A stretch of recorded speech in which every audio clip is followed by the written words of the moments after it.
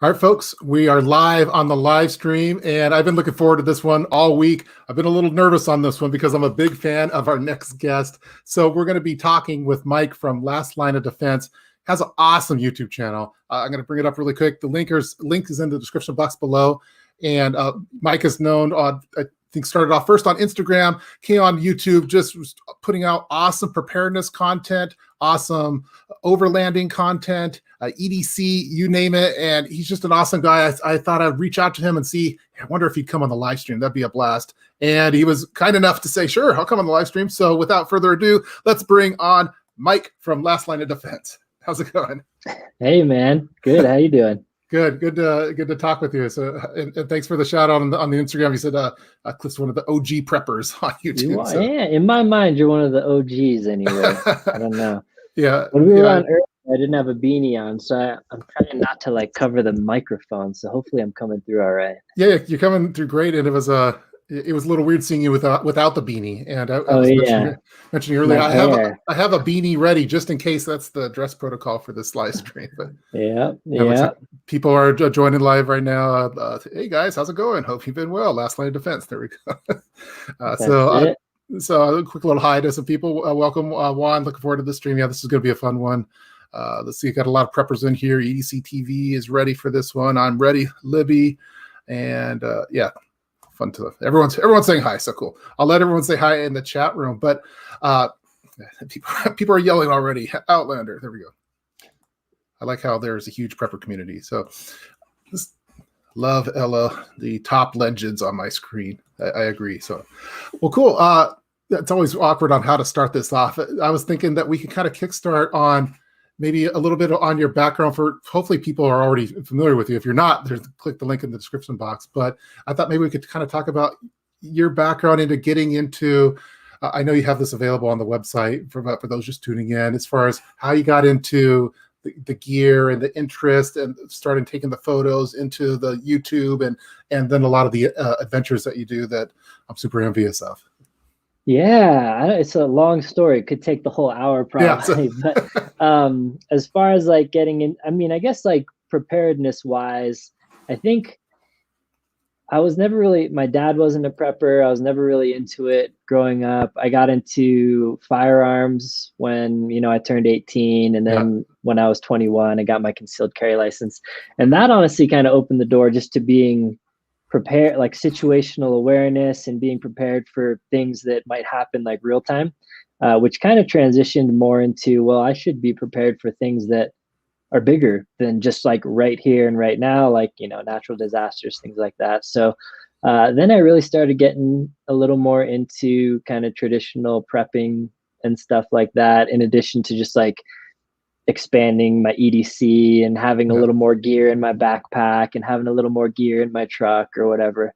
And then, so the firearms thing kind of, it was way back on Instagram when you could only do like 15-second videos or something. Yeah. So I made a couple of videos just showing some like shooting drills and stuff. And I had a lot of people ask questions, just asking me questions about concealed carry and stuff like that. Cause I was really focused on, I wasn't an operator. I'm not a former special forces dude or anything like that. I'm just a regular Joe Schmo. So it was like really concealed carry stuff.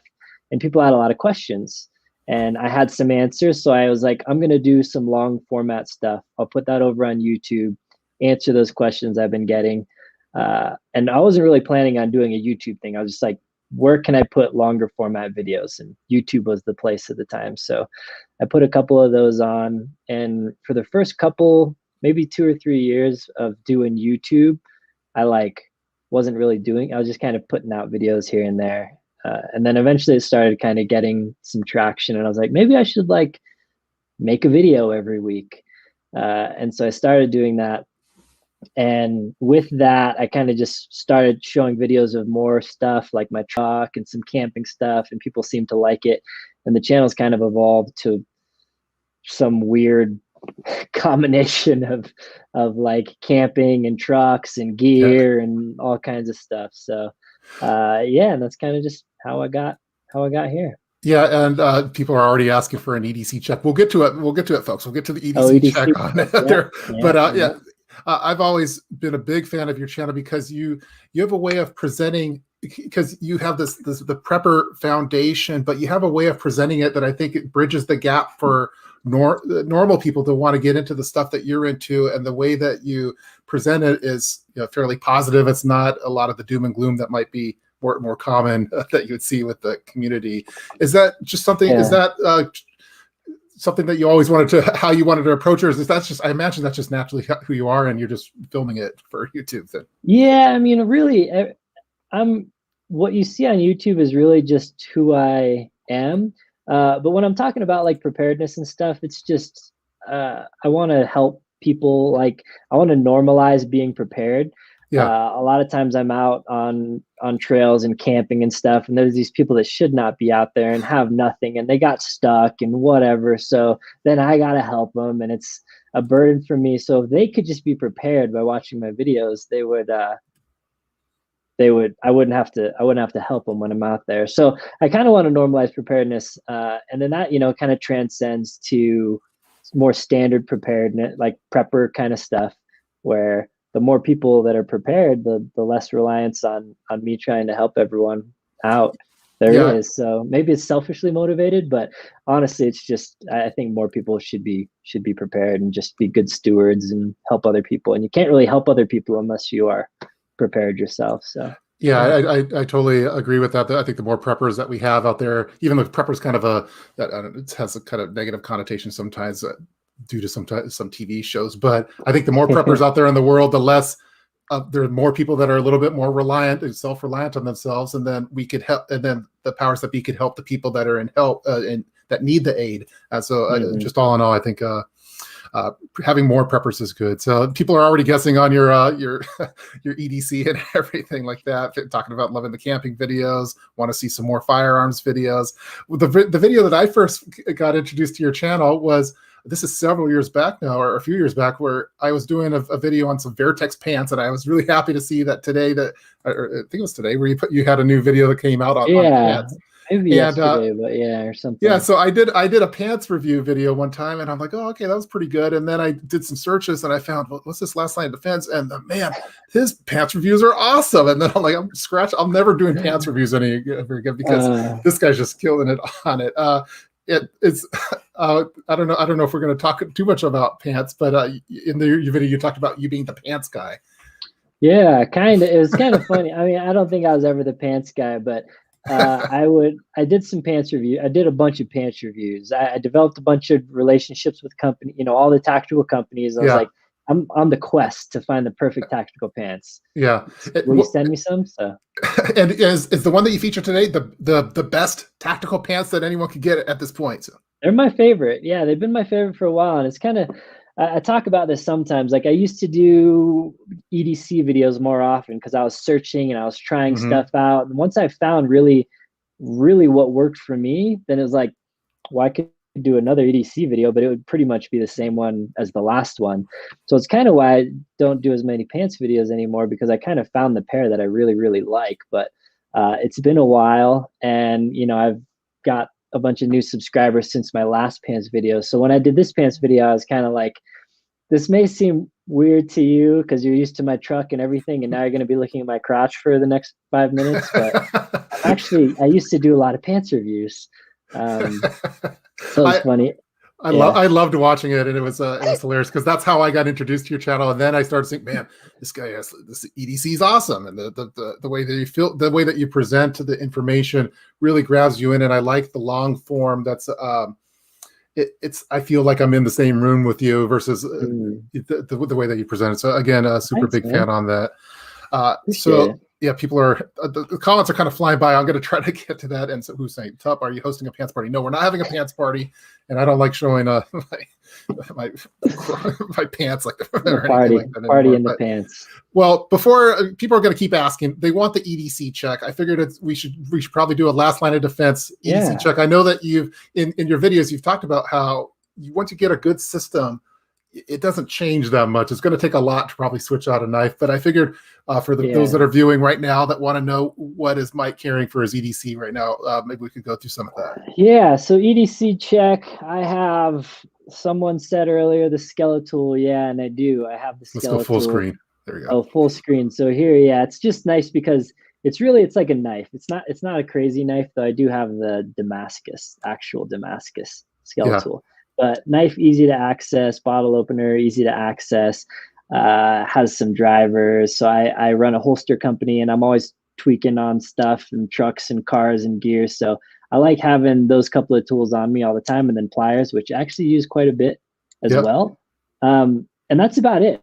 It's not like a high fluff like 37 tools. It's just really pretty much everything on here is what I use, and it has a little belt clip. So I've been using it for years. I've tried out all kind, like I have another one. I have like a drawer here. I bought like a Gerber Crucial. Like I've been trying a bunch of other ones that are kind of a similar style, small, minimal, and just there's nothing that's dethroned the skeletal yet.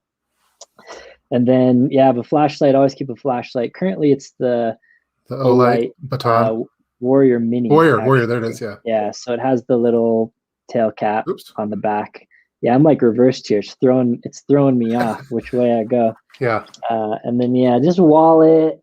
What do we got here? Just wallet, which is a little Travax wallet. Yeah. Travax. And oh, I have a 14 millimeter wrench in my pocket. That's not a usual EDC. Wow, that's not. Yeah, you don't see that too often. Why do you have that in there? I was adjusting some stuff on my trailer earlier, actually, and just needed a 14 millimeter wrench. And then cell phone, which is just it's a cell phone. Yeah. And then I don't know if I have just a Glock 43X in one of my holsters. So cool. Yeah, I run a holster company and I carry every day, concealed carry. Yeah. Awesome. People are loving the skeletal. I've used the Leatherman Juice S2, which is someone was mentioning in the chat room over there. But yeah, I've been using the same multi-tool for 10 years now. I don't think I'm going to switch it, even though it's discontinued. So yeah. Can you get the skeletal on Amazon? Yeah, I believe you can. So you can, yeah. Yep. Very cool. It's cool. So we got the EDC check out of the way because I knew that people were going to ask. I see some questions coming in, and I wanted to kind of hit some of those and then go to some of the questions. I know people that are tuning in, they have questions. I have questions. We're going to try to get to as many of them as we can. Just do it. We'll knock them out. I'll try not to talk for an hour each question. Yeah, so I guess maybe we'll do some rapid fire Q&A from the folks in the chat room. So if it has a question mark at the end of it, I'm going to ask it. So cool. Here we go. Let me turn the EDC check banner off really quick. There we go. Okay, we did that. All right. The number one question that's in the chat room right now is that is, does Mike refrigerate his chicken eggs? No, I don't actually. So probably a lot of you prepper types know this, but when really Ashley, my fiance, is the chicken expert. Yep. But when chickens lay eggs, they have like a coating, and it's got a name for it. But when those are processed and sold at the grocery store, that coating is washed off, and that's why it needs to be refrigerated. But with that coating on, it doesn't. Like it could go for weeks just sitting on the counter. If you refrigerate it, it lasts longer technically, but no, you don't need to refrigerate fresh eggs actually. And sometimes they're covered in poop as well.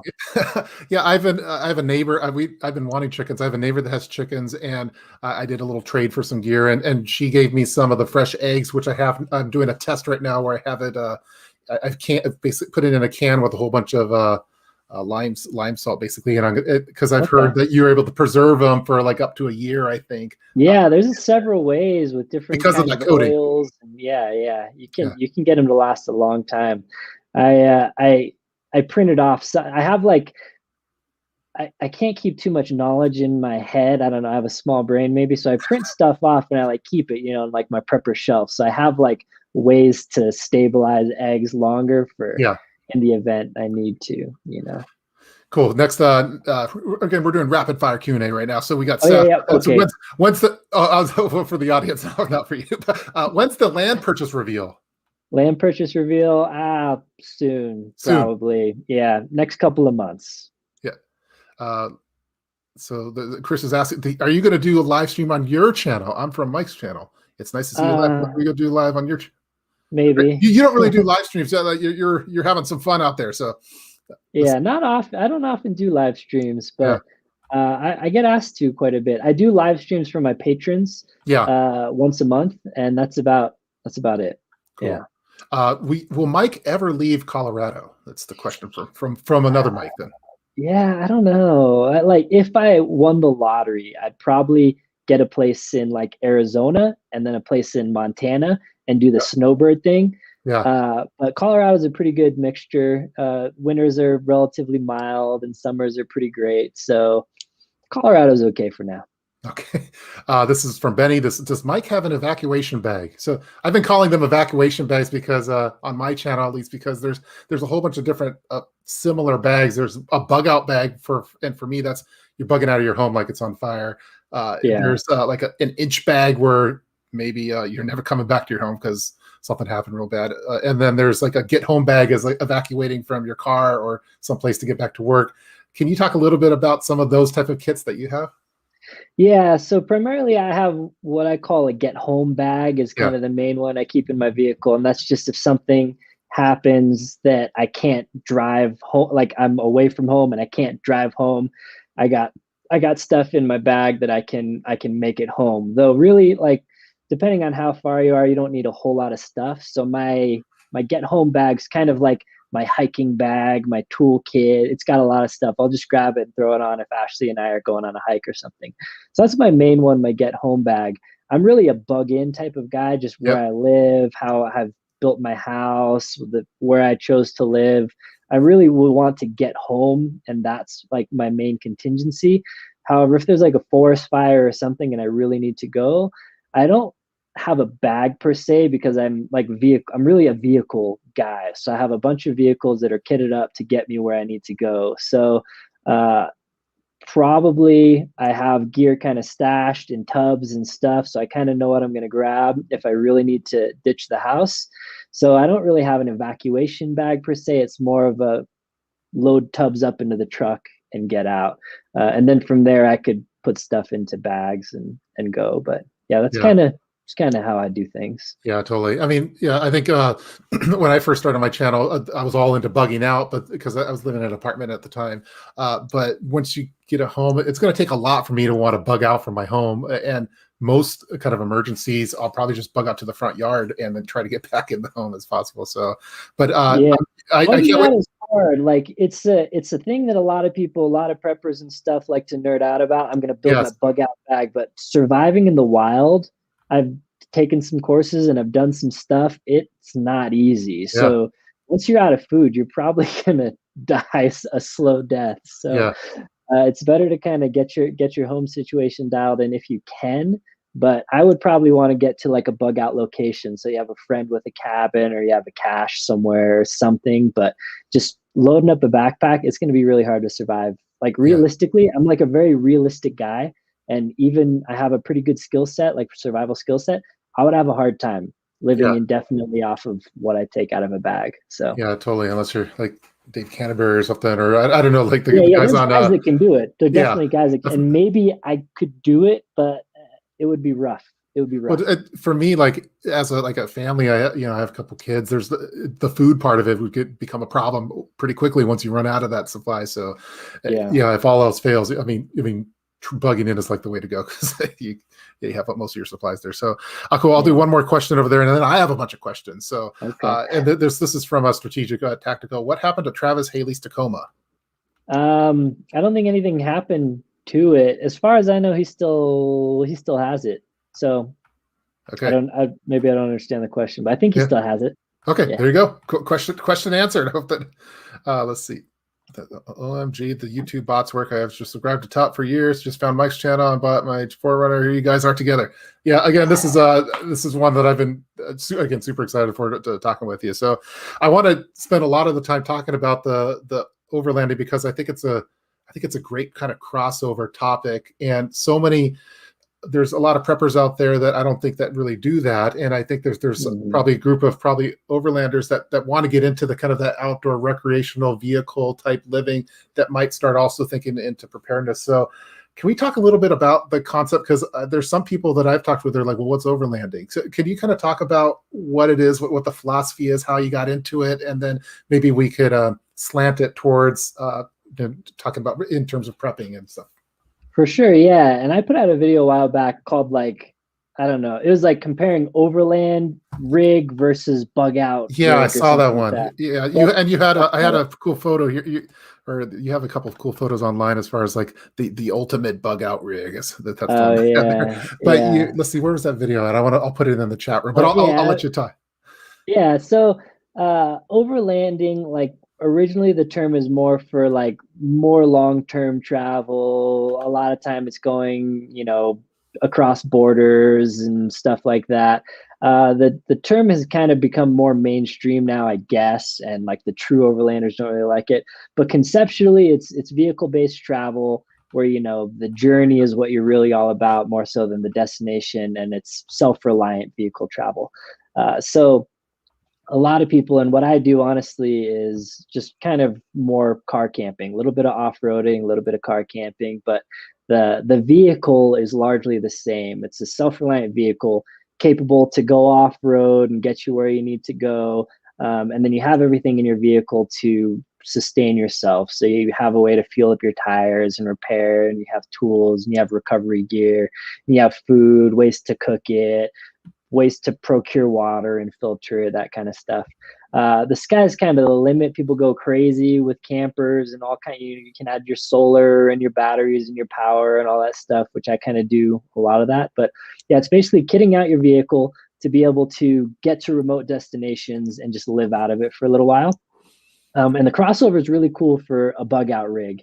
And I've Yes. kind of joked about this in a couple videos. If you're married or whatever, and you got budgetary limitations, but you really want to build a bug out rig, you just say, "Hey babe, I want to get into overlanding, and I think we should take the family on some weekend camping trips, but I think I need to add a little bit to my vehicle so we're safe." And what you're really doing is building a bug out rig, but you're doing it under the guise of camping or overlanding or whatever. And I say that kind of joking, but kind of seriously. Yeah, Uh, totally. but it teaches you some stuff. You learn about your vehicle, you learn about repair of your vehicle, you learn the capabilities of your vehicle. So if you really are trying to bug out and you built some sick, awesome truck, but you never have really used it, uh, it's like anything in prepping. If you have the gear and you've never actually used it, Yeah.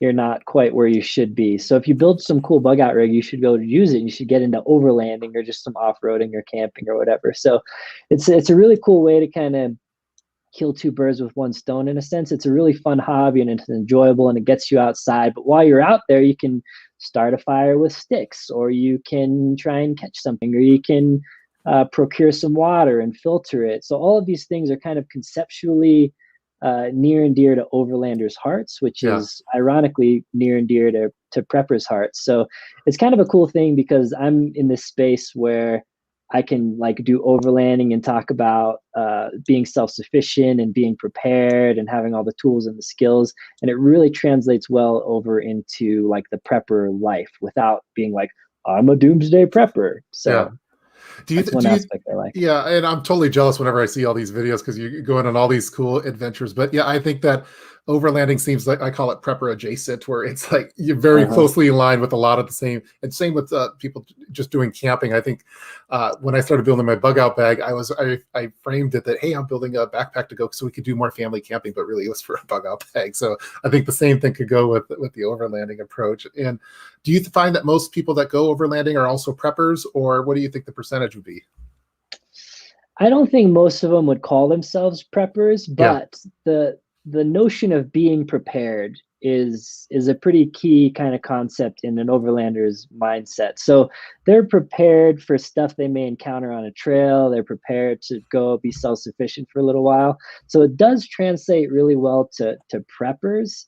And kind of the unique thing about my channel is, yeah, I appeal to people that are just into camping and have no desire to prepare for the apocalypse or whatever, but they'll be exposed to some of that through my channel as well. And it's opened a lot of people's eyes. So it's kind of been funny. I do a bunch of like kind of prepper, kind of preparedness videos. And I did a bunch of stuff like pre-COVID. Mm-hmm. And I did again, like, should you own a firearm? And in that video, I talked about, like it'd be a good idea, something happens, pandemic, there may be riots, so you may not have the ability to buy a gun when you actually need it. So even if you don't want a gun now, just get it, put it away, learn how to use it, but at least you have that dialed, at least you have it taken care of. And then the pandemic hit, and then people couldn't buy guns, and I had a bunch of people commenting like, I watched this video like a year ago and I was so glad I did because I got one, and you know, I hadn't really learned how to use it, but now you can't even get one. So I have a lot of stuff like this where I've talked about, like, you know, stock up on some toilet paper, and the toilet paper apocalypse happened. And I'm sure the same way with you. I'm sure you've talked about a bunch of stuff that has actually come to fruition. So I've exposed a lot of people that were just into, you know, overlanding, but they're like, oh, this video, prepare for the apocalypse, Mike's putting out, sounds kind of weird, but I'll watch it. And they're like, oh, it makes sense to store some water on hand. So yeah, I think it's really awesome. And through what you're doing through here, you're introducing people into prepping when they don't even know that they're doing it, and they probably don't even call it that, which I think is probably the way of doing it, because like our grandparents, I think they were all preppers, and but you know, especially if they were, especially if they were going through the Great Depression, they just never called it that. And so I think that sounds like what you're able to do through introducing people through a lot of the things that you're into, which is, and again, you present it in a way that it makes you want to do it. I look at the photos. I mean, let me put it back up here. I look at all these places that you're going, and the gear and the stuff, and it makes me, man, I wish I could do that. And then I'm sitting doing my 9-to-5 job.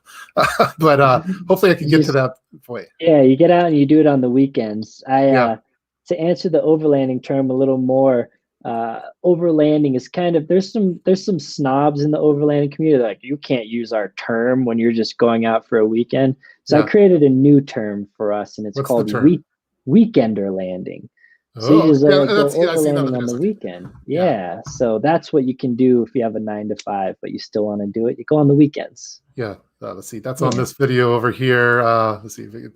And I was hoping to talk about this a little bit. So the weekender lander, and you had this recently did a video on the easy winter rooftop tent one. I was hoping we could talk a little bit about the stuff that's happened over in Texas with the freeze things been going on. But it looks like I'm backlogged again in the chat room, so maybe I could catch up a little bit over here. So this is another question from Mike. Does Mike store fuel since he is vehicle reliant? So I do, but not as much as I probably should. I really want to get into some diesel vehicles because diesel stores longer.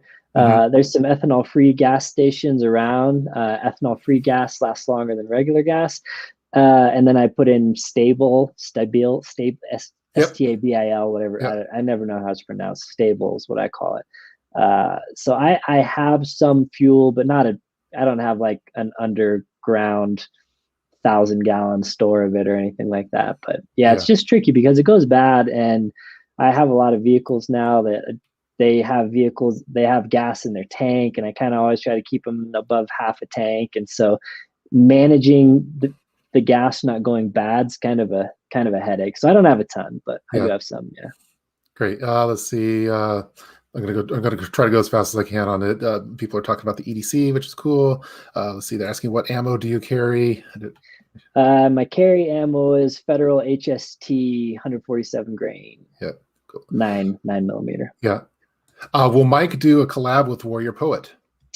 I don't know what people mean by collab. We've done a couple videos together. I took him camping and then sprained my ankle, which was jacked for like a year, and we've done some other stuff. But yeah, I mean, John's a friend of mine, so we'll probably do stuff in the future as well. Cool. Will Mike ever own a Jeep Wrangler? Jeep Wrangler was actually my first car. So I have owned one, and I like them. Will I own one again? Yeah, I don't know. Maybe. Okay, this is from the Apex Prepper. I've been wanting to get a tent that goes on top of my 4Runner. Is it worth it? I imagine yes. Yeah, I never answer the question, is it worth it? Because it depends on a lot of factors. Your budget, what do you want to do, your hobbies, all that kind of stuff. But it makes camping easier. And that's the main thing that I always try to talk about is, if you want to get into camping, if you want to, and this will resonate with you a bunch, Cliff. I make systems, and I make bins, and I make organization. And actually, I use some of your stuff way back when I kind of was like just getting into it, like the color coding and all of that stuff. I'm not as organized as you are, and as I was earlier on. Now it's kind of just jumbled up. But the key to making yourself go is making it very easy, lowering lowering the barrier to actually do it. So if you have a Hmm. kit, if you have one bin that has everything, and you can just throw that in your vehicle, and then you have a rooftop tent, it's very easy to go Yeah. just for a night or whatever. So Yeah. I would say kind of worth it. That was secretly one of the reasons that I brought you here, because I'm trying to improve my vehicle kind of bug out system, and I have these modules in the car that are ready to go towards to put in the vehicle if need be, but I don't have like a Nice. dedicated Forerunner or something like that. So if I was to, you were mentioning that it's I could possibly frame this to my wife saying, "Hey, I'd like to get into doing some weekend lander stuff without the kids. What should I get? What would you recommend me getting, knowing that I like the module and the color coordination? If I wanted to get into being a weekend lander." Yeah, it's tough. I mean, it's really all you need is just some basic camping gear. So I always recommend to Well, people I meant as before. more from the vehicle perspective then. Oh, yeah. So for vehicles, there's some key concepts to vehicles. One is having some good tires. Yep. Having whatever vehicle you have, if it has crappy tires, it's not going to be nearly as capable as if you put some good, some good all-terrain tires on there. So tires, and then self-recovery gears. So there's things called max tracks. There's things you can put in your under your tires to gain traction when you need to go. Those two things will get you to a lot of places you need to go. I mean, I've seen Honda Civics in places where they have no business going, but they've been able to make it. So Yeah. if you have some good tires and a decent amount of driving skill, you can get places. So I would say good tires, some recovery kit, and other than that, just some camping gear. I Cool. tell a lot of people before you drop like $3,000 on a rooftop tent, if you've never been camping in your life, just go grab a tent at Walmart or whatever and go see if you like it Yeah. first. And if it's like this was horrible, then you saved yourself $3,000. But if you're like, oh, I could like that, I could do it, then you kind of upgrade your gear from there, I think. Got it. This is from Luke coming in. What's up, LOD squad? Is this live going to be posted up for people to watch? Yes, it is. You can watch the rerun of the live, but you're here live as we're going, so we got your chat room on there. So, so Nice. welcome. So, let's see. I'm gonna try to catch up a little bit. Yeah, this is Brett saying, "I freaking love you guys. It's awesome." Let's see. Yeah, general comments coming in. Use it or lose it. Yes. Someone's asking what's overlanding. All right, we got to that one, I think. So. It's all about being self-reliant. Overlanding is going on trips. Okay, I'm just kind of scrolling down the screen really quick. Cool. Let's see. I want to talk about awesome forerunners are. Yes. Okay. I think I'm pretty caught up over here. I think people are just having a good time talking about all of this kind of stuff. One of the things I've noticed with your videos is the quality that goes into the production that you have, the camera equipment. Like you're always talking with people on their particular rigs, and it seems to be a very social interaction. I was trying to figure out how do you balance all of this, because I know that you're going on these trips, the weekend lander trips, but one of the problems I have, like doing YouTube videos too, is I don't want to just be doing the videos when I'm trying to do family time too. Have you found like the good sweet spot on how to do this the best way? I definitely have, yeah. So the concept that's always really important to me when I'm doing, especially I'm doing like adventure vlog, camping related videos, is that for me, making a video is very secondary to me. Like I'm out with friends or my fiance or whatever, and I'm out to enjoy nature and I'm out to have a good time and I'm out to just enjoy myself. And then I'll flip on the camera as well. So what I've done on my channel is I have a lot of gear and gadgets and I've learned how to edit videos pretty well, but I've set the bar really low intentionally because I usually don't want to fly my drone. I usually don't want to rig up a bunch of GoPros. I usually don't want to run 100 feet ahead and set up a camera on a tripod and then drive by it and then get back out and run. I could make really great videos, but for me, it's most natural for me and most enjoyable for me to make videos in a way that they don't detract from my actual adventure too much. I'm not going out on these trips to make videos. Yeah. I'm going out on these trips to go out on these trips, and I'll make a video if I can. So that's how I've always kind of structured it.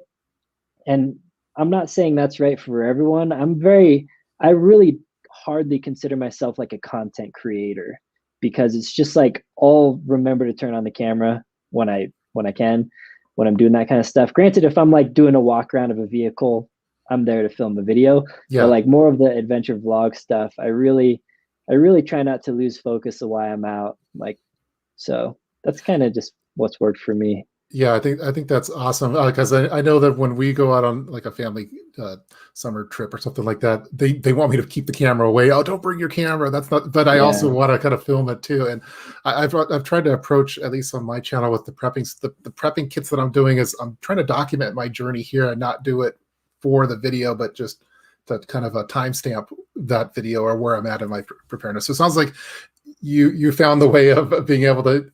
It's all about doing the adventure first, and this videos and everything is second, but you just do it at a super high level, it sounds like.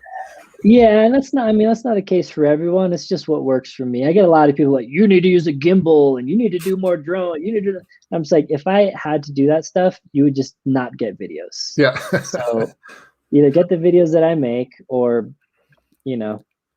And it seems like Ashley's very supportive of the project and the things that you're doing as well too. I think she has her own channel now as well, right? Yeah, she has her own channel. She hasn't really done anything on that channel. Like, I'm trying to get her to do some more, and we probably will once we're at the new property is going to be kind of a little more homesteady and a little more farmy, ranchy, and she really wants to do all that kind of stuff and have like a big garden and stuff. So she'll probably get into a little more videos once we're there. We're kind of in a weird transitionary phase right now. So I think she's just like, I'm just going to chill until we're there. But yeah, she's been super supportive. You know, she'll hold the camera for me once in a while. Everyone's, can you hop out and film while I drive through this creek or whatever? And she's like, yeah, cool. Or she'll make me hop out and then she'll drive through the creek. But yeah, she's been super supportive. Yeah. Awesome. I see that Canadian Prepper's in the chat room. He says, why does Mike's Toyota have to be cooler than mine? Do you have an answer for that one for Canadian Prepper? That's funny. No, because you sold it and you had to start over with the Tundra. But no, I don't know. It's pretty cool. I have a good eye for building vehicles, I think. That's what people say. But if you want some pointers or whatever, happy to help, man. Okay. Sounds like someone saying it sounds like we need a truck off. Yeah. That's Tundra. We were talking about it, actually. We were talking about doing some. We don't, because he lives in Canada, obviously. It's a little bit of a trek, but we're thinking about some ways to collaborate, because we've chatted kind of through the years, some similar interests and stuff. And yeah. I think I owe you an email, man, because I think I didn't reply to the last one. But that would be a great collab. That I definitely like to see that one. So, although good luck getting over the Canadian border right now. But yeah, we'll have to wait. We'll have to wait a little while. Yeah, a little bit longer. But okay, here's a couple questions. Here we go. What are the first two things Mike would grab if he had to bug out in an emergency? We kind of covered this a little bit earlier, that you're probably not. There's not a lot of instances that you would have to bug out from your place, but I guess that said, what are the two things then? Yeah, I don't know. My two dogs, I guess, would people. Be, yeah. Everyone that I've talked with, I would assume Ashley would just help herself into the truck, but grab the two dogs. Yeah. I think we put a lot of planning into, or at least I do, into these kits and stuff. But really, when it comes down to it, I'm going to try to get my kids and get my wife out and the animals. And again, if for a bug out scenario, like really, I'm trying to figure out, maybe you have an idea, like what would it take for you to actually bug out, even just out to your front yard of your house? I kind of have it listed down as fire, if there's an earthquake, there's some kind of gas leak, but I'm trying to figure out anything else. Yeah, and it depends if it's like regional specific too, I imagine. Yeah, it's like everything for me is just material stuff. So if it's not an end of the world kind of situation or a crazy riot or whatever, if it's like a forest fire, I would be fine if everything in my house burned down. It's just stuff. So as long as I can get people out safely and all of that, then we'll be good.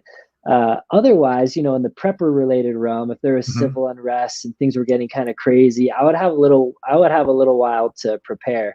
I do have my brother lives even further into the mountains than me, and I have cached a bunch of stuff there, a bunch of ammo and some food. And he's also a little bit of a survivalist as well. He's got some solar and some batteries, and he's on a well. And I'm personally pretty dialed at my place, but my backup place would be my brother's house, who is also pretty dialed. But as far as just like grabbing a couple things, I have food, I have resources, I have books, I have solar. I kind of basically just have a gear room where Yeah. I know where everything is. And I probably should write something down. I've thought about this a long time, like get out of, and I've told Ashley, like, if a forest fire happens, just empty my safe out. That's where I keep most of my, like, more expensive stuff that like would be harder to be replaced. Yeah. But for myself, I'm just like, yeah, it really depends on what it is. If it was like civil unrest kind of stuff, we'd see it coming for a little while, and I would Yeah. just get all of my food and all of my preparations really dialed in. It would take me about 10 minutes Yeah. to get all that stuff dialed. Totally makes sense. Yeah, I think there's some like bug out events that are like quick within a matter of seconds, get out of there, and then there's ones that you kind of have a little bit of advance warning, as maybe a hurricane or civil. You'd kind of know and have at least a little bit of time to try to do that. And there's stuff like, oh, if there's like all of a sudden there's a nuclear strike and Seattle's about to get hit in 20 minutes, well, that's something different. Yeah. But I'm not personally in an area where the only thing that could happen to me is forest fire. Yeah. And that's kind of what I have prepared for myself. Like I have like key stuff that would be harder to replace. Like I have all my stuff backed up on a external hard drive, and I'm just like, if I'm not home, Ashley, you get this external hard drive and you grab whatever you can out of the safe, and that's it. Everything else can be replaced. Yeah, that's one of the events we don't have that much in Washington or the Western Washington area as far as forest fires, but I hear every summer, it seems like I'm hearing about it in California, and I have coworkers that are impacted by it. And people sometimes ask like, well, what would you do? Or how do you prep for that? I don't really have a good answer for that. I've talked to some people that have installed like the roof sprinkler systems to help with that. But do you have any ideas on what do you really do for that?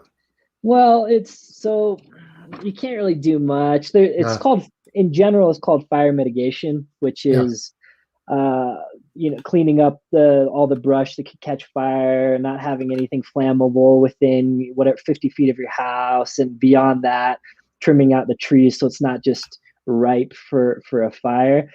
Fires really flourish when the forest is overgrown. There's a bunch of stuff to burn. So what you can do individually in your own property is do fire mitigation. If you just Google fire mitigation, you'll get all the resources you ever need. And then, there's some stuff like my new house that I'm going to be building is going to have a metal roof. I'm going to do some stuff that is better for not catching on fire. There's stuff you can do in house builds. But for the most part, it's fire mitigation. Got it. One of the topics I was hoping that we could talk to too, and I see some people are asking about it as well, is you recently did a video on I think it was the easy winter rooftop tent ones. There's some that are related into winter style preps. Some of it was overlanding specific, but recently in the United States, we've had Texas was impacted by the winter storms, and I imagine that you probably have, through your adventures that you've done, you probably have some ideas and thoughts on maybe what people could do to help better prepare for those type of things. Can you talk a little bit about your thoughts from a prepared mind as with regard to the snowstorm that recently happened in Texas? Yeah, and so there's some stuff you can do, and there's some stuff is harder to do. In Colorado, it makes more sense. I have a wood burning stove at my place, so if I just lost power entirely, I would still be able to not freeze. I would still be able to have some heat. And then storing water is just always important, regardless of power outages or whatnot. Having water stored and food stored and a way to boil water and make that food, I think will help everyone, including Texas. So Texas, it got a little bit cold. The rest of the world kind of laughs at Texas when it got cold for like, a week or whatever. Not that sounded meaner than it was meant, but like, that's just another day in the life up here in Colorado. But if you have warm clothes, you don't have a fireplace, but you have warm clothes, you're probably not gonna die in Texas. But having some warm clothes is good. Having a way to heat but mostly it's food and water. So a lot of what I saw was like, I've been without water for 72 hours. What yada yada yada. What am I going to do? It's very easy to have enough water on hand for a week, a couple weeks. It's not hard to store some water under your bed, even if it's just buying a few cases of water, and a water filter. So for me, it's always like, know where your nearest water source is, like creek, river, lake. Maybe if I'm on a golf course and there's a pond, maybe you have a hot tub, maybe you have a pool. There's a lot of stuff that you can use unfiltered water, flush the toilet with unfiltered water. You could boil pretty much any water and get it filtered enough. You could buy a water filter, there's all kind of life straws or whatever. So having a water source and food and just a way to keep warm, I think will get you through pretty much everything. Yeah, I've always been kind of hesitant to cover like a lot of the winter preps because where I live, we get lucky if it snows for a couple of days and we look forward to it. And for me, it's a good time to test out some preps and stuff. But then I see folks like you or Canadian Prepper where you're at snowier areas. So I feel like yeah, and the thing is, like, it's very easy to survive cold in your house if you just have either insulation, water, and food, and a way to kind of prepare that food or filter the water. That's really all you need. I focus a decent amount on winter kit that you can keep in your car. So you're at work and a crazy freak blizzard happens and you're stuck in traffic. It's not uncommon for roads to get shut down or just traffic to stop because you just can't go. So I focus a little bit on, how to actually survive in your car or what to keep in your car if you slide off the road or need assistance or how to get home. But once you're home, you should be good. Like if you have a small amount of preps and you just need to last a week, it's really not that hard. Cool. Got it. I think when it comes down to most like people that are into prepping, sometimes people get into prepping because they're scared of zombies or something, or they're scared of a solar flare. But I think if you prep for those kind of things and you stick with the food, water, shelter, and focus on those, and then branch off from there, it can apply to most emergency situations. I know that in Washington we don't have. It doesn't really get too hot and too cold anywhere really, and so I imagine that a lot of what happened there was being caught off guard for an extreme thing like that. I would imagine a bigger emergency would be like the tornadoes or a heat emergency, not a snow one. But yeah, snow ones are pretty light. But yeah, I mean, hurricanes, tsunamis, tornadoes, those kind of things could mess you up pretty bad. But as far as like cold, if you have a house, you have no excuse not to survive a week of no power and cold. But I mean, there's a lot of people out there that were struggling. So yeah. We have a couple questions here. These are some random ones. This is from Amy Fresh. In homesteading or gardening, what have you found to be the most challenging thing to grow successfully? Yeah, so I am not gonna lie and say I know that much about gardening or homesteading in general. Growing in Colorado, especially where I live at 8,800 feet, it's tough. You have a short growing season and you can't grow a whole lot of stuff. So I've grown some stuff in a greenhouse, just very, very little things, just to like make sure I could keep a plant alive. But I don't have a whole lot of tips when it comes to homesteading or gardening yet, honestly. Yeah, gardening was one of the things I just getting into because last year, and I had a horrible harvest last year with these little dinky potatoes like that big. It was pretty, and I've been getting teased just nonstop about it. But I'm coming back this year strong. So did you do them? Did you do them in like a bucket or a bag? Yeah, I was doing because as the urban prepper, I thought I should focus on container gardening because more people in an urban environment probably don't have a lot of property to be able to do that kind of stuff. So that's what I was focusing on container potatoes and tomatoes and other things. The tomatoes were the one things that did well, but a lot of others that I tried just failed miserably. So there's a pretty good gardener called, I think he's called Epic Gardening on YouTube. Yep. And he has something like 5 best survival foods, and he gardens in an urban environment, and he picked 5 that like kind of work hand in hand. Like the corn is tall and the vines can grow. He did something on it, and that one might be good to look at. Yeah, I tried corn and it was started off really good, and then all of a sudden it just went. I don't know what happened. It just and then people teased me, and I just had to cut them down and replace them with something else. But yeah, for me, I've always Trial and error. yeah, I've always wanted to, like, the one that I want to get right is the potatoes, because Matt Damon on in the movie The Martian, he's able to grow potatoes Yeah. on Mars. So I needed to be able to do it on my deck. So Yeah. Yeah. and then Potatoes, in man. the Great Depression, I know I've been doing some analysis of some of the dishes that they would make there, and most people during like the Great Depression were using potatoes and onions for, the staple for most dishes, and then mixing it up with other things as they could. So I'm trying to get, those are the two that I want to get good in addition to tomatoes. So Yeah. Yeah. Potatoes are a good one for sure. yeah, cool. We got a couple more minutes over here, and again, if you're just tuning in now, we're talking with Mike from Last Line of Defense. Again, this is a real big treat for me because I've been a super fan of everything that you do, and the way that you as a person and the stuff that you're doing. I'm super jealous. I want to go on some of these Weeklander trips if I could. So I need to figure out a way of doing it, and you've given me the hint now that I gotta frame it in a way that's for family type stuff, which it is, and then it could also have dual purpose for bug out vehicle stuff too. So. If your wife doesn't at least entertain the idea of taking the family out camping, well, she doesn't like but she likes the yuppie camping, or she doesn't like if there's not running water for a bathroom and toilet. Yeah. So you go to like a campground that has that kind of stuff. Yep. And you kind of like wean it off a little bit. Yeah. Awesome. I mean, there's a lot of systems out there like propane water heater, portable propane water heater, so she could have hot water. Yeah. Out in the middle of the woods. There's ways to do it for sure. Yeah, I think for her it's more the restroom situation is the one that she doesn't like. Yeah, well, you get the bucket and the bag. Yeah. And... I have the bucket ready. I'm ready to go for that. I just ordered some. I guess they're like female urinal devices. I ordered a couple of those for some bug bags. So yeah. I wasn't expecting to talk about this today, but I don't know why that came up.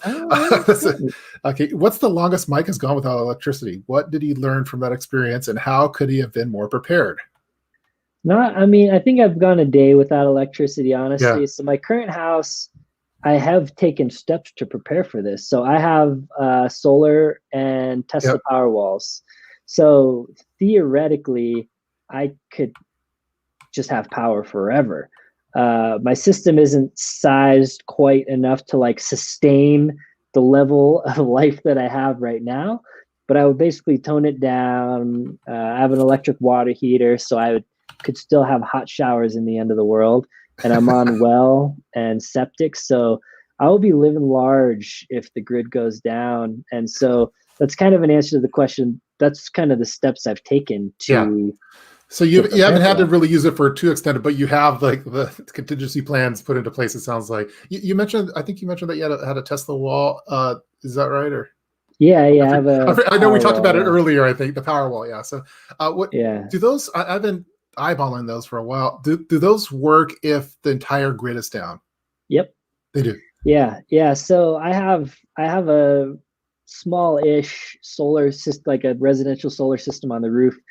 And then I have a 2 power wall system. So the residential feeds into the power wall, the batteries, and then once those are filled, then it feeds back to the grid. So I'm feeding grid for the most part. And then there's a bunch of cool stuff you can do with the power walls if you want to like really game it. Yeah. Because a lot of places have like they charge higher rate for energy during certain hours. So you can set all this up in the app to like use the battery energy during the high cost hours. Mm-hmm. So then you're basically not pulling from the grid during the high cost, you're pulling from the battery. I have mine set up in the winter just to stay at 100% all the time. So I'm just feeding and I'm just living off the grid just like anybody else. But when the power goes out, actually the power walls kick on so fast that the oven clock doesn't even go off. It's like instantaneous. Wow. There's been times where I didn't even know the power went out, but then I'll get like an alert on my app. Tesla like sends an alert like power's been out, yada, yada, yada. So for me, if the grid goes down completely, Powerwall will kick on. And if you don't have solar, that will keep you going until you run out of juice. Mm-hmm. If you do have solar, then it just charges and you just keep that cycle going. You deplete the battery through the night. The next morning, sun comes out, charges it back up. You deplete it, charges it back up. So it's Love really, it. I mean, it's a really cool system. There's other ones out there. I have the Tesla ones, but there's others that do the same thing. Yeah, I have some good colleagues, and it's been one of the ones that I've been wanted to talk my wife into letting us do. But we have some other home projects. It's expensive, yeah, so it's expensive. Sure, cool. So we have a few minutes over here. I want to get to a couple more questions over here. Let's see. One of them. This is Mike loves electric bikes. What are his thoughts on electric vehicles in terms of self-reliance, charging, fueling at home, etc.? Yeah, and that's one of those things where I have an so I like to mountain bike, and then a couple of my friends got into electric mountain bikes, and I was like, that sounds fun, and I got one, and it is so fun. I love it. I've ridden on them, and they're awesome. They're awesome. Yeah, it's like, I mean, yeah, a lot of people call me like lazy and fat or whatever, but whatever. I got a big smile on my face, so I don't even care. So I haven't done too much to like it. The connection between overlanding and preparedness and bug out and survival, that's like a very natural fit. For me to take my electric mountain bike, which is really built for mountain biking. It doesn't have saddlebags on it. It doesn't have like a fold out solar. It's just, this is very fun. So for me, and I've thought about it, I've like, well, I could probably work this in at a prepping angle or whatever. What I have currently, it would really be a stretch. So I don't want to be that guy that's like really stretching to make some prepper content or anything. So I haven't. Having said that, there's obviously a huge potential for survival and electric vehicles. I'm very interested in the Rivian and the Cybertruck and the potential there. You would need a massive solar array system, but theoretically, even with like a 100-watt panel, you could drive across the country. It would just take a while. So I'm super interested in the development of electric vehicles like that. I've looked at some electric dirt bikes and some other electric stuff like that. Kind of thinking about preparedness, but I'm not going to go Mad Max in the end of the world and just like drive around aimlessly with my electrical vehicle and my solar panels. Now I'm going to have a farm at home that I'm using to survive. So I'm very interested in electric vehicles and all of that stuff, but the application for preparedness and survival and stuff it doesn't mesh as naturally for me to like really make a thing out of it right now anyway. Yeah, I haven't pulled the trigger on one, but I used to smack talk it, and then I got on one, and I was like, "Oh, this is awesome! I want this really bad." And back when before COVID and everything, I thought it'd be cool to have one at work to be able to get home if the roads weren't available. But so far it's on the back burner right now for me. But I love the idea. People are talking a little bit about the gardening. Yeah, Epic Gardening is a great channel. I subscribe to that one. Seattle and Mars are very similar. Yeah, it's about the potatoes. Yes. MI Gardener. Yes, I subscribe to MI Gardener as well. This is from Matthew. Love the two of my YouTubers are collaborating. Yeah, this is a big treat for me. I'm super happy on this one. Hey, Mike, I'm subscribed to your channel mainly for fire harms. So, nice. Cool. You have a lot of people, I imagine, that are subscribed for all sorts of different reasons. I have kind of an eclectic mix of followers. Yeah, let's see. Yeah, everyone's talking to us. Let's see, you have Overlanding Code 101. Let's see. Glamorous camping. That's right. I'm almost caught up here. That people are talking about the Tesla walls. Okay, portable, right? Yes. Let's see how we're doing. I think we're doing pretty good. I don't know if they're portable. It'd be a big. I've never heard of them. Yeah, I've never heard of that. But I mean, it's a big battery. I'm sure there's a way to do it, but natively, no. But I'm sure you could hack it in some way. I don't know. Let's see. I don't know what this is. Can Mike talk about plans for the side-by-side? Yeah, that's probably too long for this live stream, but I'm actually I'll be posting, if I have time to edit tonight, I'll be posting an update video on the Polaris General tomorrow. So cool. But it might be Saturday. Okay, so stay tuned on Saturday, folks, if you're looking on that one. This is fun. What's this, Hector? You two on a collab, absolutely butt kicking. Watching you on my TV, riding from my phone. This is great. Yeah, thanks for tuning in live, Hector, on this one. This one's a big thumbs up. Yeah, thumbs up. Make sure you smash that like button if you like these type of collaboration videos. They're super fun for me to do, and I love being able to talk to the folks like you that I watch the videos and kind of get to know from what you choose to present with us. And then it's always a treat when you talk with a person and they're just like kind of how you imagine them in real life too. So it's not, there's so much nowadays with stuff on TV and on music that's so fake, and it's nice. I love authenticity and like when people are real, and the stuff that it's obvious the stuff that, and I knew this going into it, that the stuff that you're presenting here, you're being real and authentic. And when you talk with you live, it's the same thing. And I wish there was more of that in society now. Good, man. Yeah, same for you. Whenever I watch my video, I'm like, Cliff seems like a nice guy. Seems like a good guy. I'm gonna get along with him. Yeah. Well, this has been a real treat for me. Let's see. I think we've gone through a lot of the questions. They're still coming in. So if you guys are watching live, we're probably going to wrap this one up because Mike has things to do, places to go, and cool things and adventures. So make sure that you go, and if you're not already subscribed, you should be already. Shame on you if you're not already subscribed to Last Line of Defense. But just in case you didn't, go over to Last Line of Defense and follow on the YouTube channel. You could also go on the Instagram, which has a ton of awesome photos. And again, I like staring at these from time to time and get a little jealous as where Mike is at and what cool vehicle he's in at the time and what cool adventure he's doing while I'm working at my computer. And then you could also go over to the website, llod.us, if you want holsters. There's also some other cool things. I enjoyed the ramblings and some of the prepping stuff that you had on there as well. But yeah, Mike, thank you so much for coming on this one. This one has been a blast. So, hey man, thanks for having me. It's been a good time. I took a stab on this one. I was like, I wonder if he would come and talk on the live stream and say, oh, it's worth a shot. The worst he could say is no. And then you're like, sure, yeah, let's go. So yeah, I've been a fan of your stuff forever. So flattered to be here. Yeah, no, thank you so much. Julie, it's a little late. We're wrapping this one up, but you feel free to watch the rerun of this one. And if it's the year 2024 or 25, we hope that if we're still cranking out videos here and doing good stuff. So, well, again, thanks everyone for watching this live stream. Thank you to Mike from Last Line of Defense for talking with us for an hour about all sorts of things: EDC, prepping, power walls, the overlanding. We even talked about the coating on the outside of chicken eggs. So I think we covered the whole thing. So we'll stay. Cool. If you like this type of videos, make sure you subscribe to the channel, click the thumbs up button, and we'll get more awesome. Try to get more awesome guests like Last Line of Defense on there. It's going to be tough. This is going to be a tough one to follow, but hopefully we can do that. Next week I have a Prepper Princess coming on. That should be a blast. And and then we have in the following week I have the grandson from Clara from Great Depression Cooking, who produced all of those videos, and I've been a big fan of his work for Chris on that. So that's going to be the following week, and it's fun time. So stay tuned for more videos, folks, and see you next time. Thanks again, Mike. Thanks. Take it easy.